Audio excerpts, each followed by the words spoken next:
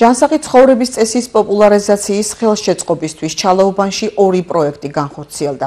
სოფელში მულტიფუნქციური სპორტული მოედანი მოეწყო და დამონტაჟდა ტრენაჟორები. მოსახლეობის განმარტებით ორივე სივრცე ახალგაზრდებისთვის მნიშვნელოვანი იყო.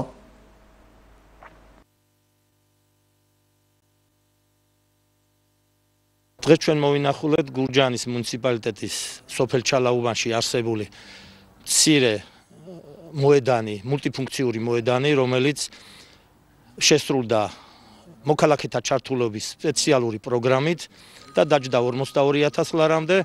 ასევე მოვინახულეთ სოფელ ჩალაუბანში მდებარე ბავშვთა სავარჯიშო სივრცე, რომელიც შესრულდა ადგილობრივი ბიუჯეტიდან და დაჯდა 30,000 ლარამდე. ძალიან კარგია, მისასალმებელია, ბავშვები ხშირად მოდიან ხოლმე, ვარჯიშობენ.